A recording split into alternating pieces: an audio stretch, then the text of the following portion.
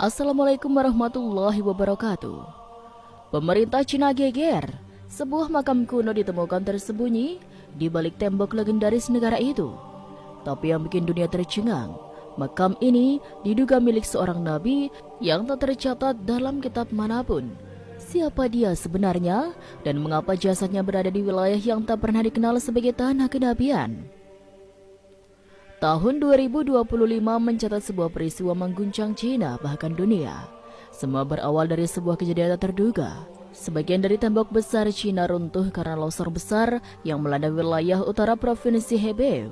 Pemerintah setempat awalnya menganggap peristiwa ini hanya sebagai bencana alam biasa. Tim evakuasi dan arkeolog segera dikerahkan untuk mengamankan area reruntuhan, terutama karena lokasi tersebut merupakan bagian penting dari warisan sejarah bangsa. Namun, saat proses penggalian dimulai, para arkeolog menemukan sesuatu yang tidak biasa. Di balik tumpukan batu besar dan tanah yang menggumpal, mereka menemukan struktur batu besar menyerupai pintu masuk gua. Pintu itu tidak sembarangan. Ada ukiran yang aneh dan tidak biasa bagi gaya arsitektur Tiongkok kuno. Bentuk kaligrafi dan simbol-simbol pada batu itu tidak sesuai dengan budaya lokal. Ketika para ahli bahasa mulai meneliti lebih dalam, mereka terkejut menemukan bahwa ukiran-ukiran itu menggunakan bahasa Arab klasik. Ini jelas membingungkan. Mengapa ada ukiran Arab yang tertanam di balik tembok besar Cina? Sejarah mencatat memang ada hubungan antara dunia Islam dan Cina, tetapi tidak pernah ada bukti sebesar ini. Setelah beberapa hari dilakukan pembersihan dan penelitian awal, tim peneliti mengumumkan bahwa mereka telah menemukan sebuah ruang bawah tanah kuno. Ruangan itu cukup besar, dipenuhi ornamen batu yang telah termakan usia, dan di tengahnya terdapat satu batu nisan besar dengan tulisan Arab yang masih cukup jelas terbaca. Tulisan itu berbunyi, "Hamba Allah yang terpilih. Utusan di antara para utusan telah kembali kepadanya. Dia dikenal oleh kaum-kaumnya sebagai orang benar, sabar, dan tak pernah menyekutukan Allah." Di bagian bawah nisan itu tertulis nama dalam bahasa Arab Zulkifli. Kabar ini segera menyebar ke pusat pemerintahan di Beijing. Tim gabungan yang terdiri dari arkeologi nasional, ahli sejarah, serta pejabat dari Kementerian Budaya dan Warisan Sejarah turun langsung ke lokasi. Pemerintah awalnya berusaha merahasiakan penemuan ini karena khawatir menimbulkan gejolak. Tapi seperti yang bisa ditebak, informasi ini bocor ke publik. Seorang anggota tim penggalian yang merekam video singkat lokasi makam secara diam-diam mengunggahnya ke internet. Video itu memperlihatkan nisan yang dikelilingi batu-batu tua dengan kaligrafi Arab, serta para peneliti yang kebingungan dan berdiskusi serius di lokasi. Video ini meledak dalam hitungan jam. Platform-platform sosial media di Cina dan internasional penuh dengan spekulasi. Tagar bertuliskan, Nabi di Cina menjadi tren di berbagai belahan dunia. Jutaan orang membicarakannya, baik dari kalangan muslim maupun non-muslim.